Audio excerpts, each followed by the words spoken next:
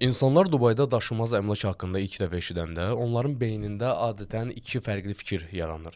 Yəni belə deyək, iki ziddiyyətli görüntü yaranır. Biri, açıqca görüntüsü göydələnlər, dəniz, palmalar, günəş, rahat və zövqlü bir həyat. Və bunu görəndə düşünürlər. Mənzil alırsan, qışda gəlirsən, kirayə verirsən və qazanc əldə edirsən. İkincisi isə ehtiyatlı və narahat. Yəni, həddən artıq istidir. Orada hər şey keçicidir, bütün bunlar sadəcə marketinqdir. Adi insanlar üçün deyil. Əksəriyyət də bu iki fikir arasında qalır. Arzu edirlər, amma qorxurlar. Bəli, mən bunu çox görürəm. Kimsə emosiyaların təsiri ilə hərəkət edir, alacağım, onsuz da hər şey bahalaşacaq. Kimsə də qərar verə bilmir, çoxlu şübhə, şayə və qorxu var. Amma həqiqət ortadadır. Dubay nağılda deyil, tələdə deyil. Bu canlı, yaxşı düşünülmüş bir bazardır. Burada hər şey aydın qaydalarla işləyir. Əsas məsələ emosiyalar deyil, strategiyadır. Elə bizim podkastımız da məhz bu haqqdadır. Yəni, biz burada xəyal satmaq üçün yox, sadəcə bu bazanın necə qurulduğunu, əsl imkanların harda olduğunu və onlardan necə istifadə etməli olduğumuzu sadə dillə izah etmək üçün bura toplanmışıq. Çünki bütün mənfilərin əksinə bu gün bazara girmiş etmək milyonlar tələb etmir. Lazım olan tək şey bazarı anlamaq və düzgün tərəfdaşdır. Hətta $40.000 başlamaq olar və sadəcə gözəl bir arzu deyil, real investisiya planı qurmaq mümkündür. Bugün biz sizi statistikalarla və yaxud da terminlərlə yormayacağıq. ROI-nin nə olduğunu, Marinanın harda yerləşdiyi haqqında danışmayacağıq. Biz bu günlər Nərgiz xanımla sadə dillə reallıqdan, qorxulardan və imkanlardan danışacağıq. Nərgiz xanım, niyə bəzi investorlar bir neçə ildən sonra razı qalır, digərləri isə qərar vermədikləri üçün peşman olurlar? Bu reklam və ya hype deyil, şəhərin inkişafı, iqtisadiyyat və insanlarıdır. Ən əsası isə göstərəcək ki, bazara sakit şəkildə təşvişə düşmədən hara və nə üçün getdiyini aydın bilərək daxil olmaq mümkündür. Əgər nəsə sizə çətin görünərsə, Nomiqə müraciət edə bilərsiniz. Biz sizin situasiyanızı araşdırarıq, inkişaf nöqtələrini göstərərik və bazara daxil olmaq üçün şəxsi plan tərtib edərik. Aydındır Nərgiz xanım. İndi məsələnin bu yerində bizim izləyicilərə üstub demək istəyirəm ki, yerinizi rahat eləyin, bir fincan kofeni qarşınıza qoyun, sizin beyninizdə nə suallar varsa, təbii ki, bu məsələ ilə bağlı, hamısına bu videoda, bu podkastımızda cavab olacaq. Bilirsiniz Nərgiz xanım, burada təəccüblü bir məqam var. Dubay bazarına gələn hər kəs demək olar ki, eyni səhvləri edir. Və yoxud da əslində eyni səhvləri deməyib, bunu bilərəkdən etmir. Düzdür, bilərəkdən etməsələr də insanlar demək olar ki, bu biznesdə, yəni bu sahədə başqalarının sözü ilə hərəkət edirlər, yəni başqalarının təsiri altında qalırlar. Və hətta demək olar ki, bunu hamı edir. Hamı da deyir ki, bu bir şansdır. Dillərində bir söz var. Dostlarım etdi, uğur qazandı, gərək mən də eləyim, mən də uğur qazanım. Amma məncə bu cür qərarların arxasında hesablamalar yox, emosiyalar dayanır. Tamamilə doğrudur. Dubay bugün inanılmaz dərəcədə rəngarəng bir bazardır. Sən Instagramı açırsan, dəniz kənarında göydələn, damda hovuz, üzərində 5 illik hissə ödəmə yazısı görürsən və sənə elə gəlir ki, budur mənim ideal investisiyam. Amma bu gözəl fəsadın arxasında demək olar ki, həmişə yeni başlayanların nəzərə almadığı incəliklər gizlənir. Tikinti şirkəti kimdir? Ərazi necə inkişaf edir? Kirayədən real gəlirlər nə qədərdir? Uzun müddətli perspektiv varmı? Səhvlər məhz tələsik qərarlardan və qorxulardan da olur. Aydındır. Gəlin onda məsələn bu yerində ən kiçik səhvləri ardıcıllıqla təhlil edək. Birinci və yəqin ki, ən çox rast gəlinən səhv ən qaynar təklifin arxasından qaçmaqdır. Agent deyəndə ki, sonuncu mənzil qaldı, qərarı indi vermək lazımdır. İnsanda instinkt işə düşür. Elə gəlir ki, əgər bugün almasan, sabah gecə olacaq. Bu investisiya deyil, emosiyadır. Belə bir yanaşma lotereyaya bənzəyir. Bəxtin gətirirsə yaxşıdır. Gətirmirsə, sonra satışı çətin olan bir aktivlə qalacaqsan. Amma incə bir məqamı vacibdir. Bəli, Dubayda yaxşı obyektlər tez satılır. Ona görə də məsələ hər an şübhə etməklə deyil, hazır olmaqladır. Sənin strategiyan, büdcə və məqsədlərin haqqında anlayışın olanda emosional deyil, şuurlu reaksiya verirsən. Sən sonuncu mənzilin arxasınca qaçmırsan, çünki hansı formatın sənə uyğun olduğunu və niyə uyğun olduğunu artıq bilirsən. Başımıza gələn bir maraqlı hadisədən danışım. Bir müştəri əla bir obyekti seçdi, lakin bir neçə həftə də düşünmək qərarına gəlmişdi. Bu müddətdə qiymət demək olar ki, 10% qalxdı. Kimsə onu aldatdığı üçün deyildi bu. Yəni elə düşünərsiniz ki, kimsə aldatdı onu, amma sadəcə bazar real zamanda işləyir və vaxtında, zamanında seçmək lazımdır layihəni. Aydındır. Bəs ümumiyyətlə bu məsələdə zaman varmı düşünməyə? Yəni düşünək, bütün bunları ölçüb biçək, yəni buna ümumiyyətlə biz zaman əldə, yəni biz deyəndə ki, izləyicilər, kimlər ki bu biznesə girəcək, bunlar buna zaman tapa biləcək ya yox? Yəni ölçüb biçməyə, zaman qazanmağa, belə deyək, araşdırmağa. Əlbəttə ki, var. Normal yetkin bazarda, xüsusən də Dubayda investor məsələni dərindən anlaması üçün vaxtı olmalıdır. Qərarı düşünərək verən həmişə odur. Bura kazino deyil, Dubay məntiq bazarıdır, qumar bazarı yox. Amma ölçüb biçmək üçün məlumat lazımdır. Məlumat toplamaq üçün də vaxt lazımdır. Ən vacibi isə bu işin içində olmaqdır. Baş verənləri bilmək, hansı layihələr başlayır, qaydalar harada dəyişir, qiymətlər necə hərəkət edir, bunu mütləq bilmək lazımdır. Bu bazarın içində deyilsinizsə, bunu tək başına etməyiniz çox çətindir. Aydındır. Yaxşı, bu biznesdə, bu işdə başqa hansı səhvlər edə bilərlər? İkincisi qeyri-dürüst agentlərlə işləməkdir. Bazar həddindən artıq aktivdir və indiki dövrdə həll yolu yox, sadəcə gözəl bir görüntü satan mütəxəssislər ortaya çıxıb. Onlar cazibədar renderlər göstərə, yüksək gəlir və endirimlər vəd edə bilərlər, amma bunun arxasında zəif yerləşmə, yəni lokasiyalar, reputasiyası olmayan tikinti şirkətləri və ya 10 illiklərlə tikilən obyektlər gizlənir. Yaxşı, burada bir sual yaranır. Dürüst agenti sadə satıcıdan necə fərqləndirmək olar? Çox sadə. Yaxşı agent faktorlarla danışır, real кейslərlə statistika göstərir. Bir layihənin niyə inkişaf edəcəyini digərlərinin sənəyə yox izah edir. O emosiyalarla inandırmağa çalışmır. Əgər inan mənə bu həyatın şansıdır deyirlərsə, deməli ehtiyatlı olmaq lazımdır. Aydındır. Yaxşı, belə biraz da dərinliyə gedək. Bilirəm, yəni sizi yoruram, amma izləyicilər məncə çox maraqlıdır. Hamının beynində çox suallar var. Başqa nə səhvlər etmək olar? Yəni başqa nə cür səhvlərə yol vermək olar? Üçüncüsü, strategiyasız bazara daxil olmaqdır. Bir çoxları dəniz kənarında mənzil alırlar, amma bunun onlara nə üçün lazım olduğunu başa düşmürlər. Yaşamaq üçün, təkrar satmaq üçün, yoxsa qısa yaxud uzun müddətli kirayə üçün. Məqsəd olmadan gəlir gətirən bir model qurmaq qeyri-mümkündür. Harada kirayə vermək? Kirayəçilər kim olacaq? Gəlirlik nə qədərdir? Risklər hansılardır? Aha, yəni hər şey strategiyaya söykənir, düzdür? Bəli, investisiya almaq və unutmaq deyil.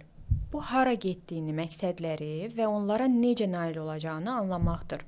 Strategiya olanda ərazini, əmlak növünü, ödəmə formasını, hətta idarə etmə modelini seçmək daha asan olur. Tamam. Bəs məsələni yekunlaşdırsaq, yeni başlayan birinin səhv etməmək üçün nəyi əsas götürməsi lazımdır? 3 əsas məqama: faktlar, real rəqəmlər, hesabatlar, tikinti şirkətlərinin lisenziyaları, ərazilər üzrə statistika, sağlam düşüncə, məlumatın yoxlanılması, tənqidi baxış, ehtiyatlıq, açıq işləyən insanlar, emosiya satmayan, amma prosesləri izah edən peşəkarlar. Gözəl sözlərə, yəni həftənin sonuna kimi çatdır, çağırılışlarına anı qaçırma qorxusuna yox, şəffaf proseslərə və real imkanlara arxalanmaq lazımdır. Və burada təbii bir sual yaranır. Əgər özüm hələ də bütün incəlikləri anlamıramsa, dəstək hardan alım? Bir çoxları hətta səhvləri anlasalar belə bu problemlərlə üzləşirlər. Onlarla layihəni təhlil etmək, tikinti şirkətlərini yoxlamaq, strategiya qurmaq təcrübə olmadan həddindən artıq çətindir.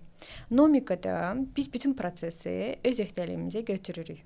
Biz sadəcə mənzillər göstərmirik. Hər bir investor üçün fərdi strategiyalar qururuq. Əraziləri təhlil edirik, gəlirliyi proqnozlaşdırırıq, riskləri qiymətləndiririk, obyektləri konkret məqsədlərlə uyğun seçirik. Aydındır. Yəni burada investor kök-oranı riskə girmir, peşəkarların dəstəyini qazanır. Düzdürmü?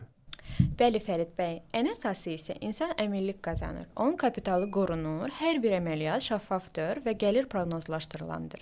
O hara getdiyini və nəticədə nə əldə etdiyini bilir. Bilirsən, səhvlər haqqında danışdıqdan sonra müsbət fikirlərə keçmək istəyirəm. Çünki bu məsələdə nədən qaçmaq olduğunu başa düşmək lazımdır. Amma təbii ki, real imkanları görmək daha da vacibdir. Mənim fikrimcə Dubay bazarı bu günləri canlı bir insan orqanizmi kimidir və hər şey asan düşündüyümüz kimi o sadəcə böyümür və təbii ki, peşəkar olaraq sistemli və strateji şəkildə inkişaf edir. Tamamilə haqlısınız. Dubay sadəcə əmlak bazarı yox, bütöv bir ekosistemdir. Əgər real fürsətləri görmək istəyiriksə, sadəcə şəkillərə baxmaq azdır. Gərək bazardakı əsas trendləri, yəni inkişafa və gəlirliyə səbəb olan amilləri başa düşək. Yaxşı, gəl hər şeyi ardıcıllıqla təhlil edək. Siz deyə bilərsiniz, hardan başlayaq? Əsas şeydən strukturlu inkişafından başlayaq. Əvvəllər populyar ərazilər effekti var idi. Marina, Downtown, Palm Jumeirah hamı fotolarda gözəl görünənə can atırdı. Amma indi şəhər məhəllələrə inkişaf edir, mərkəz və premium yerlər tələbatda qalır.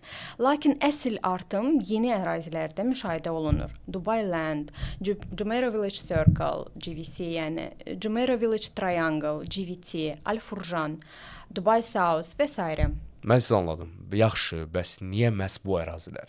Təbii ki, bu izləyicilərə maraqlıdır. Niyə bu ərazilər?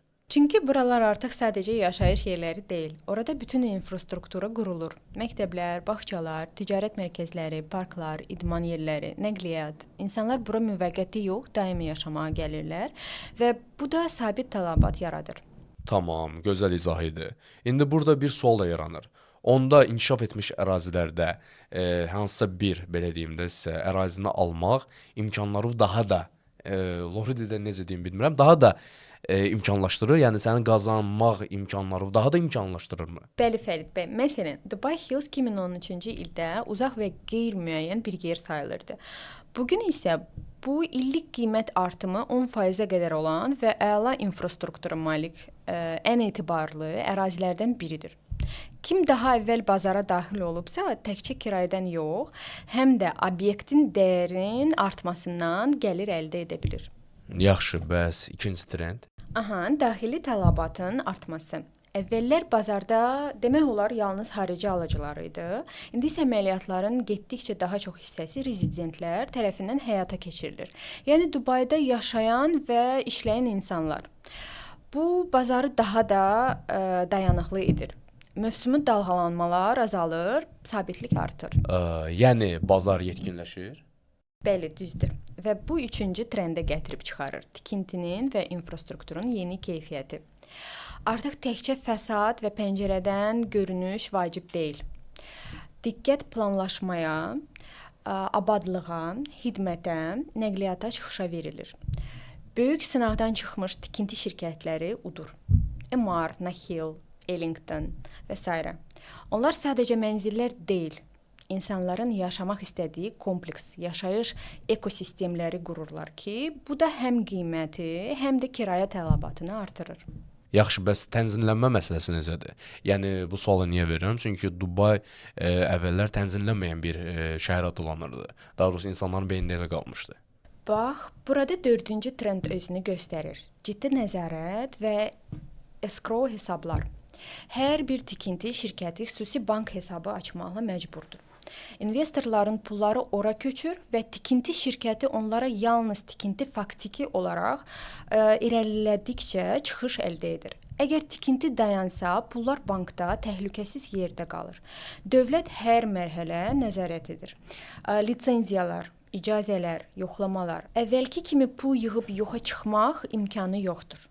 Son illərdə freehold zonasında bir dənə də olsun dondurulmuş layihə yoxdur. Yəni bu bir növ artıq nəyin bahalaşacağını tap görək bazarı deyil də. Yəni bu artıq sistemləşdirilmiş, oturmuş bir sistemdir, mənə elə gəlir. Tamamilə doğrudur Fərid bəy. Hər kəs qiymət nə qədər qalxacaq deyə müzakirə edərkən əsl investorlar dərin analiz edirlər. Harada yeni yollar, biznes zonaları, məktəblər, parklar, nəqliyyat qovşaqları peyda olacaq. Peşəkar investor alıcı kimi yox, strateq kimi düşünür. O 3-5 ildən sonrakı tələbatı proqnozlaşdırır, yeni əraziləri və layihələri gözəl şəkillərə görə yox, iqtisadi amillərə görə qiymətləndirir. Yəni Nomiqanın rolu artıq məhz burada önə çıxır. Düzdürmü? Bəli. Biz sadəcə sərfəli obyektlər axtarmırıq. Biz artımın real potensialını təhlil edirik.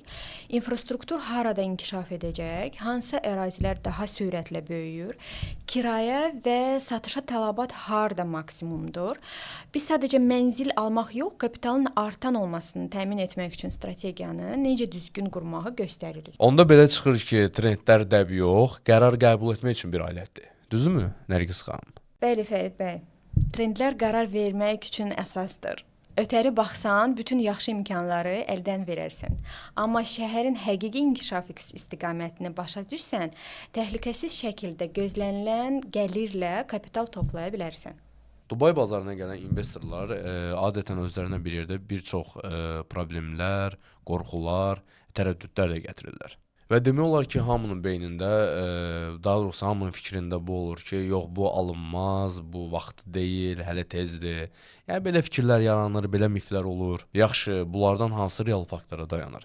Və yaxud da hansılar köhnə şayələr, köhnə fikirlərdir? Bəli, hər bir mif sadəcə səhv deyil, insanın naməlumluqdan qorunmaq cəhdidir. İnsanlar faktdan qorxmur, qeyri-müəyyənlikdən qorxurlar. Daşınmaz əmlak bazarı, xüsusən də beynəlxalq bazar, həmişə özündə naməlum bir elementi daşıyır. Yeni ərazilər, tikinti şirkətləri, hüquqi incəliklər. Gəl ən populyar mifləri nəzərdən keçirək. Mif nömrə 1.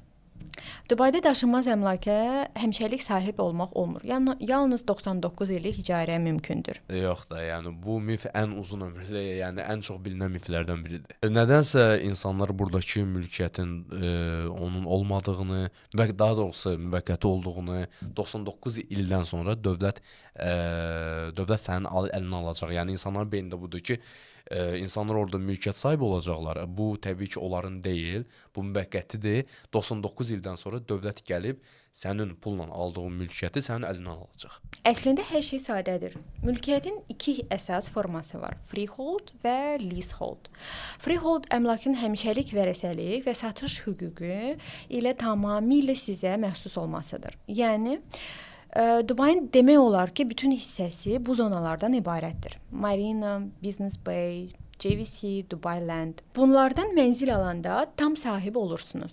Leasehold isə bu adətən 99 illik torpaq icarəsidir. Amma belə obyektlər Dubayda nadir hallarda əsasən köhnə dövlət torpaqlarında tapılır. Sahiblik qeyri-mümkündür.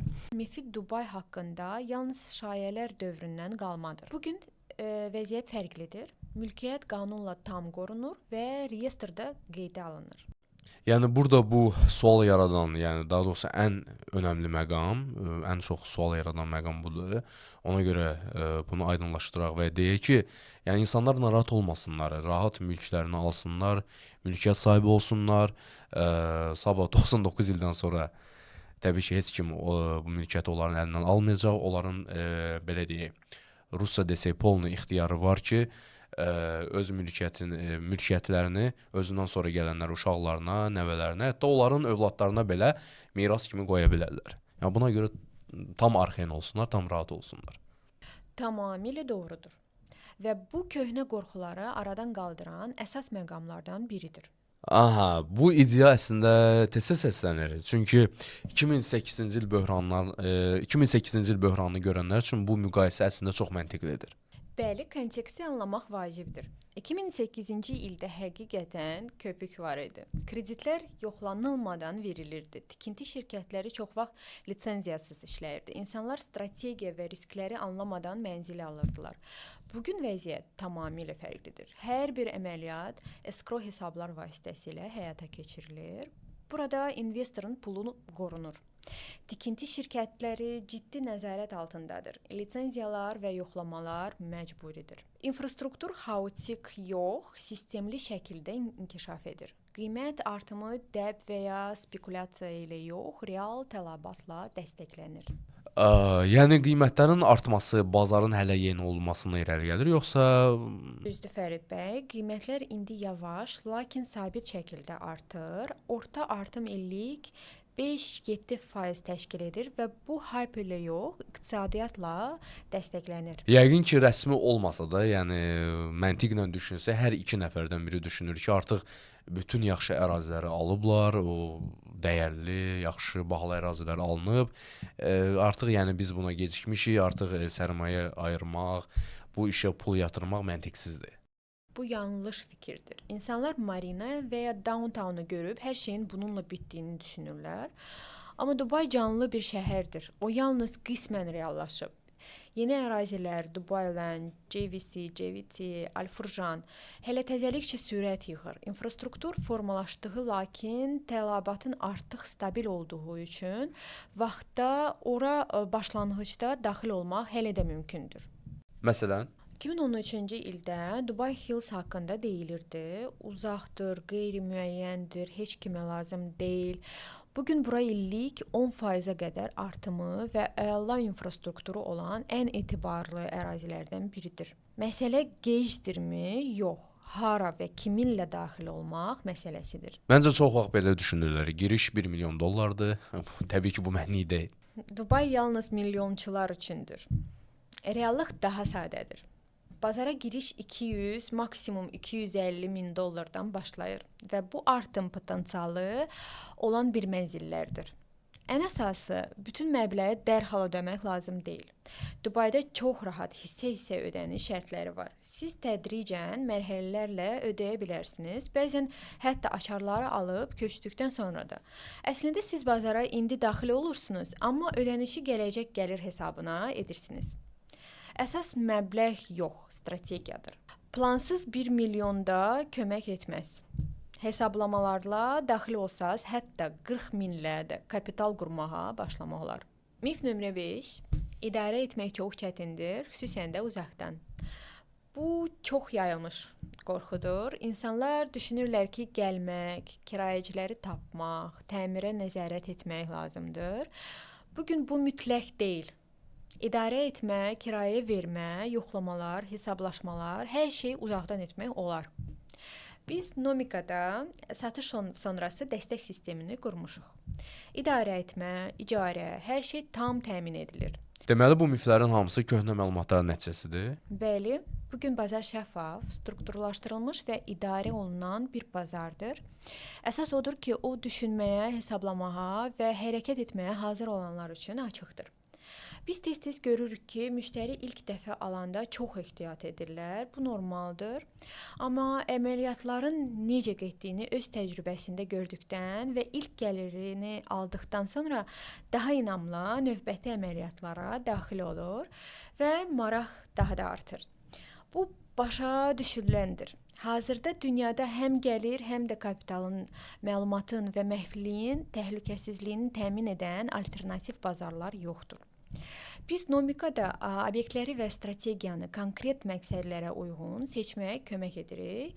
Gəlir kapitalının artımı, risklərin azaldılmasını kimi investor möcüzə vədləri deyil də şəffaf bir plan əldə edir. Deməli, bu mifləri müzakirə etdikdən sonra ortaya reallıq qalır. Onda gəlin bu reallıqlara keçək. Dubayda daşınmaz əmlak həqiqətən də gəlir gətirir, lakin gəlirlər fərqli ola bilər. Hər şey obyekti necə idarə etməkdən asılıdır. Və burada belə bir sual çıxır. Yəni ki, investorlarımız üçün onlar hansı strategiyanı seçməlidir? Stabil gəlir əldə etmək üçün, yəni qısa müddətli icarəyə vermək məsləhətdir, yoxsa uzun müddətli? Bəli, qısa müddətli kirayə bu əslində mini otel formatıdır. Mənzil gün ərzində və ya qısa müddətlərlə kirayə verilir. Potensial gəlirli illik 10-12%-ə çata bilər. Lakin başa düşmək lazımdır ki, bu halis gəlir deyil. Bütün xərclər nəzərə alınmır. Praktikada bütün bunları özün idarə etməyə ehtiyac yoxdur. Dubayda xüsusi şirkətlər var, misal üçün Holiday Homes. Onlar mənzili idarə etməyə götürür, özləri qonaq tapır, təmizliyə, bronlaşdırmaya, rəylərə nəzarət edirlər. Yəni mülkiyyətçinin təşkilat işləri ilə məşğul olmasına gərək qalmır. Təbii ki, indi danışdıqca əlverişli səslənir, amma bunun gizlin tərəfləri nədir? Birincisi idarə edici şirkətin komissiyasıdır. Holiday Homes əldə edilən gəlirin müəyyən bir faizini götürür. İkincisi kommunal xərclər və service charge, binanın, hovuzların, ərazinin xidmət haqqıdır. Sahibkarın üzərində qalır. Bütün bu xərcləri çıxdıqda real halis gəlirli çox vaxt uzun müddətli kirayədən daha aşağı olur, təxminən 5-7%. Üstəlik bazar daha rəqabətli olub, otellər qiymətləri endirir və qısa müddətli kirayə artıq əvvəlki kimi asan yüksək mənfəət gətirmir.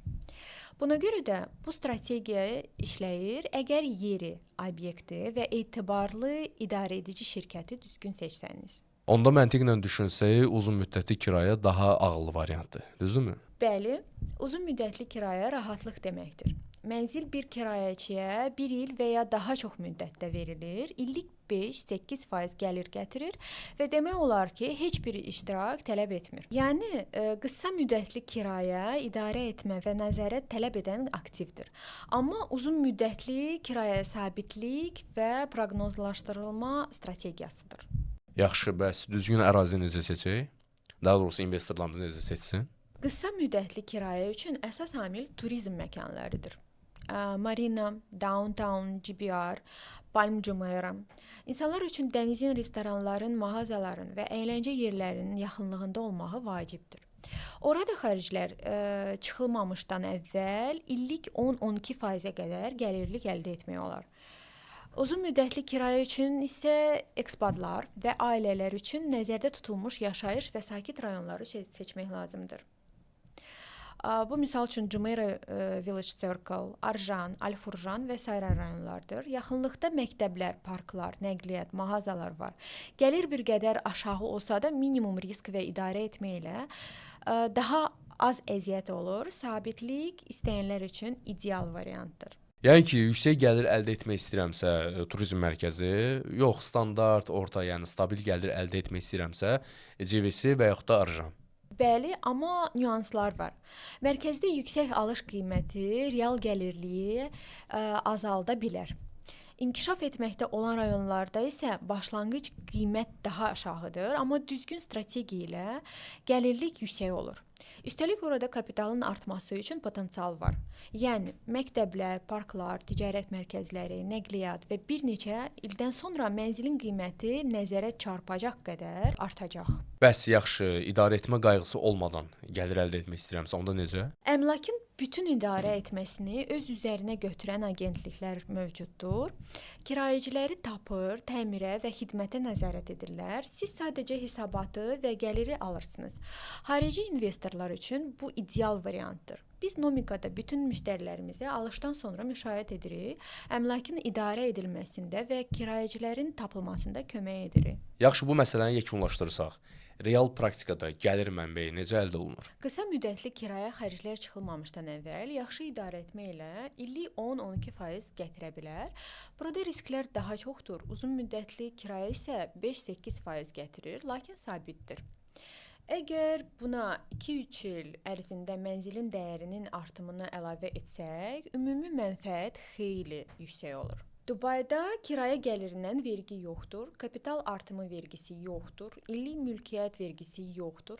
Yalnız qeydiyyat rüsumu və müəyyən edilmiş servis yığımları ödənilir.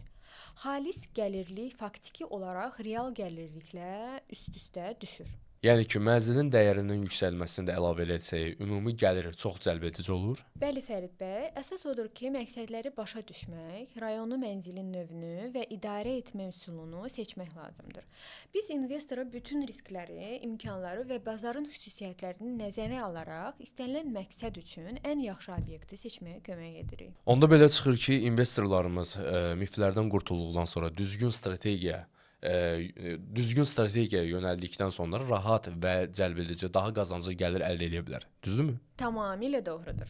Dubay həm tez gəlir, həm də stabil kapital əldə etməyə imkan verir. Ən əsası isə bunu təhlükəsiz və anlayışla etmək mümkündür. Yəni bu həqiqətən real bir fenomendir. Dubayda qiymətlər qalxan kimi insanlar dərhal başlayırlar altdan şərhlər yazmağa. Bu yalançı məlumatdır, nə bilim bu şişirdilmiş qiymətlərdə birazdan çökəcək, inanmayın falan, yəni belə fikirlər olur. Və bəziləri elə bilir ki, hələ də 2008-ci ilin böhranı yaşanır. Bəli, bu reaksiya hələ də qalır. İnsanlar böhranı xatırlayırlar, lakin sistemin necə köklü şəkildə dəyişdiyini görmürlər. İndiki Dubay təsadüfi uğur deyil. Burada uzun müddətli sabitlik üçün qurulmuş, dəqiq hesablanmış bir model işləyir. Yəni bazar çökmələrdən və ya maliyyə böhranlarından qorunur. Bəli və bu təsadüfi deyil, Dubay risklərin qarşısını sistemli şəkildə almağı öyrənib. Bir neçə əsas amilə nəzərə salaq. İqtisadi şahiləndirmə. Bugün neftin ümumi daxili məhsuldakı payı 1%-dən azdır. Qalan hər şey logistika, turizm, daşınmaz əmlak, texnologiyalar, təhsil, tibbdir. Neft qiymətlərinin düşməsi artıq daşınmaz əmlak bazarında təhlükə yaratmır. Əhali artımı və təbii tələbat. Son 10 ildə şəhər əhalisi demək olar ki, 2 dəfə 2,2 milyondan təxminən 4 milyon nəfərə qədər artıb. 2040-cı ilə qədər proqnoz 8 milyon nəfərə qədərdir. Və bu hipotetik artım deyil, mənzilə təbii tələbat yaradan real ailələr, ekspatlar, investorlardır. Şəhərin planlı inkişafı Dubai strateji plana, master plana uyğun olaraq tikilir. Hər bir rayon böyük mənzərənin hər tərəfli düşünülmüş bir hissəsidir. Məktəblər, xəstəxanalar, nəqliyyat, biznes zonaları, parklar və s. Hər şey inteqrasiya olunub, haotik məhəllələr deyil, tam infrastruktur yaradılır. Aha, yəni şəhər sadəcə tikilmir. Tələbatlarla bir yerdə böyüyür və strateji şəkildə sürətlə inkişaf edir. Düzdür, bu qlobal bazarda nadir haldır. Bir çox ölkədə əvvəlcə evlər tikilir, sonra isə ora insanları necə cəlb etmək barədə düşünülür. Burada isə əvvəlcə plan var və layihələr yalnız bundan sonra həyata keçirilir. Yaxşı, bəs keyfiyyətə nəzarət necədir? Amma nəzərinizə çatdırım ki, bu bazar əvvəllər bir çox dondurulmuş layihənin, daha doğrusu bir çox dondurulmuş layihə ilə dolu olan zona hesab olunurdu. Bu da başqa bir əsas məqamdır. İndi hər bir layihəyə ciddi nəzarət edilir. Bütün əməliyyatlar escrow hesablar vasitəsilə həyata keçirilir. Tikinti şirkəti sadəcə pul götürüb yoxa çıxa bilməz. Dövlət lisenziyalara, icazələrə və müddətlərə riayət olunmasına nəzarət edir. Buna görə də son illərdə dondurulmuş layihələr yoxdur. Bu qanun və iqtisadiyyat səviyyəsində qurulmuş sistemli müdafiədir.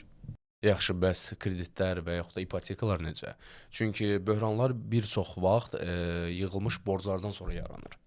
Və əsas fərq məhz burdadır. Dubayda əməliyyatların 75-80% nəqd pulla edilir, böyük kredit borcları olmadan. Bazar müvəqqəti olaraq soyusa belə çökməyəcək, çünki borclara əsaslanmır. Bu fundamental dayanıqlılıqdır. Yəni belə deyək, sistem emosiyalara, sürətli qiymət artım gözləntilərinə deyil, bir növ sabitliyə xidmət edir. Bəli, şəhər yerində saymır. Dubay yaşıl texnologiyalara, rəqəmsallaşdırmaya, nəqliyyata, infrastruktura böyük investisiyalar yatırır. Bununla da sadəcə gözəl fasad deyil, 10 illiklər boyu yaşayış və biznes üçün davamlı bir ekosistem yaradır. Yəni kimsə həqiqətən də hər şey çökəcək deyəndə, yəni real mənzərəni görmür. Tamamilə doğrudur. Dubayda təsadüfi köpükləri yoxdur.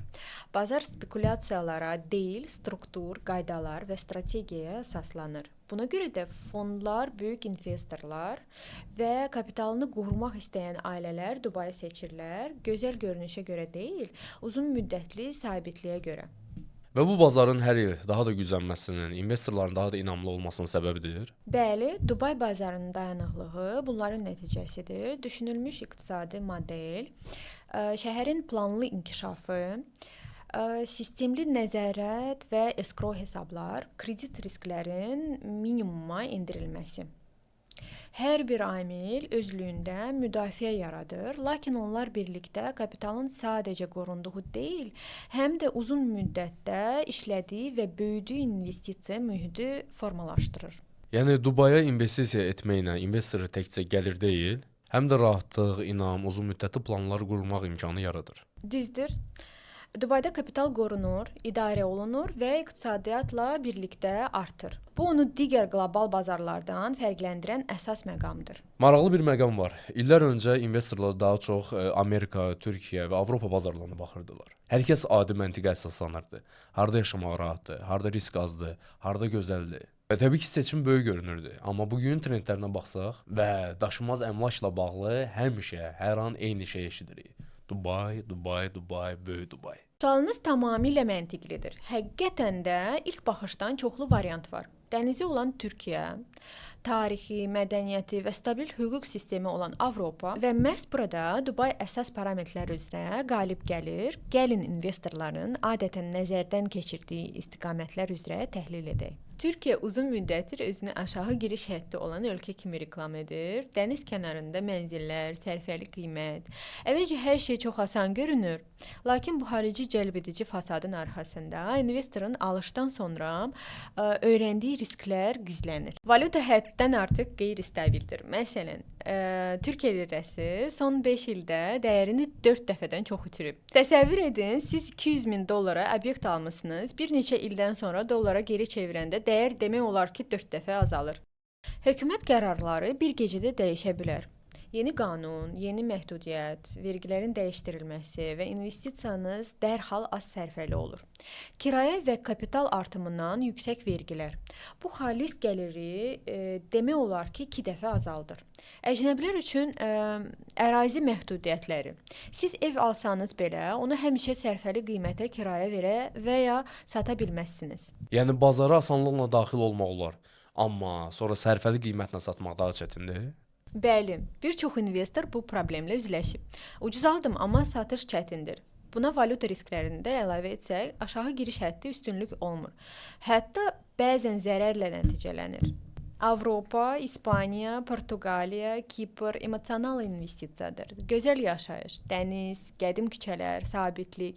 Lakin kapitalı artırmaq üçün bir alət kimi Avropa uyğun deyil. Niyə? Çünki kirayə və əmlak satışına yüksək vergilər 25-35%, bundan sonra gəlirlik demək olar ki, 2 dəfə azalır. Bürokratiya, əməliyyatın qeydiyyatı aylar çəkə bilər. Tez-tez vəkillər, notariuslar, tərcümələr, əlavə rüsumlar tələb olunur. Qısa müddətli kirayə, məhdudiyyətlər. Əgər mənzili turistlərə kirayə verməyi planlaşdırırsınızsa, gəlirlik qanunla məhdudlaşdırılacaq. Faktiki gəlirlik illik 2-4%-dir. Vergilər və xərclər çıxıldıqdan sonra isə daha da azalır. Yəni Avropa ağıllı yatırım üçün deyil, daha çox status və yaxud da estetik zövq üçündür. Bəli, Avropa gözəl həyat və ikinci ev üçün uyğundur. Lakin məqsəd kapitalın artırılması və stabil gəlirdirsə Dubaydan geri qalır. Amerika, bəli, bu böyük iqtisadiyyat, şəffaf qanunlar, proqnozlaşdırılma deməkdir. Lakin praktikada giriş çox bahadır. Normal rayonlarda giriş həddi $500,000 başlayır, çox vaxt daha yüksək olur. Vergilər federal və yerli gəlirin 40% qədərdir. Çoxlu sənədlər, sığortalar, hesabatlıq, gəlirlik illik 3-5%-dir. Bazara daxil olduqdan sonra qısa bir zaman ərzində kapital artımı, gəlir qazanmaq mümkündürmü? Bəli, və bura bürokratiya, hüquqi işlər, ipoteka, vergilər və sığorta xərclərini əlavə etsək, bir çox investor tez başa düşür ki, bu sistem çox baha və uzun proses deməkdir. İndi isə Dubay. Burada hər şey fərqlidir. Kirayə gəlirindən və kapital artımından 0% vergi, freehold zonalarında əcnəbilər üçün sərbəst alış, əməliyyatlar sürətli, şəffafdır, hər şeyi onlayn etmək mümkündür. Gəlirlik strategiyadan asılı olaraq illik 5-12%-dir. Tikinti mərhələsində alıb 25%-ə qədər endirim əldə etmək, bununla da obyekt təhvil verilməzdən əvvəl artımı fiksasiya etmək olar. Bazara daxil olduqdan sonra qısa bir zaman ərzində kapital artımı, gəlir qazanmaq mümkündürmü? Bəli, və əsas odur ki, bazar şəffaf və sistemli şəkildə qorunur. Qlobal qeyri-sabitlik dövrlərində belə investor təsadüfi dalğalanmalardan asılı qalmır. Nərgiz xanım, Azərbaycandan olan müştərilərimizdən belə tez-tez suallar gəlir. Bəs Sibris, yəni o da gözəldir, o da lüksdür, o da dəniz kənarındadır. Bəli, layihə güclüdür, öz atmosferi və auditoriyası var, amma rəqəmlər baxımından gündəlik kirayədən orta gəlirli təxminən illik 3-4% xalis gəlir deyil. Xatırladaq ki, eyni gündəlik kirayə Dubayda xərclər çıxılmamış 10-12% gəlir verir. Mövsümlükdür. Yayda maksimumdur, payızda və yazda isə tələbat azalır. Dubayda isə ekspatlar, turistlər və rezidentlər sayəsində tələbat il boyu sabitdir. Gəlirlik dollarla və ya dirhəmlədir. Şəffaf və konvertasiya olunan bir gəlirdir. Yaxşı Nərgiz xanım, onda Dubay böyük bir şəhər deyil, belə deyək də, yatırım ekosistemidir. Bəli, burada kapital boş qalmır. O işləyir, gəlir gətirir və iqtisadiyyatla birlikdə böyüyür. Nomikada biz strategiyanı elə qururuq ki, investor real artım görsün, stabil gəlir əldə etsin və kapitalı uzun müddətli perspektivlə artsın. Düzdür. Və nəticə etibarilə hər şey rəqəmlərə və qrafiklərə qədər sadələşmir. Əsas olan bir şeydir. Bu şəxsən sənin üçün nə deməkdir? Sənin kapitalın, sabitliyin və azadlığın. Elədir ki, var. Pul məqsəd deyil, vasitədir. Dubaya investisiya qoymaqla sən təkcə daşınmaz əmlak deyil, həm də rahatlıq və nəzarət əldə edirsən. Sənin aktivin işləyir, gəlir gətirir, qiyməti artır. Sən yaşaya, kirayə və ya səyahət edə bilərsən və bununla yanaşı kapitalının müdafiə olunduğunu və artdığını bilirsən. Məhz bunlar Nomiqanın yanaşmasını fərqləndirir. Bəli, biz kvadrat metrlər satmırıq. Biz strategiya qururuq. Hər bir müştəri üçün aydın bir plan veririk. Harada, nə vaxt və nə üçün investisiya etmək lazımdır. Beləliklə pul boş dayanmır, işləməyə başlayır. Bəs kimsə öz kapitalını necə artırmaq olduğunu öyrənmək istəsə? Bunun üçün Nomikanın Bakıdakı ofisinə gəlin və ya sosial media hesabından bizə yazın. Sizin situasiyanı təhlil edərik, real imkanları göstərərik və sizə uyğun investisiya strategiyasını qurarıq. Və əziz tamaşaçılar, bizi izlədiyiniz üçün sizə dərin təşəkkürümü bildirirəm. Bu dəyərli zamanınızı bizə həsr etdiniz və sizdən xahişim odur ki, kanalımıza abunə olun. Unutmayın ki, yatırım spekulyasiya və qorxu deyil, strategiya və sistemli yanaşmadır.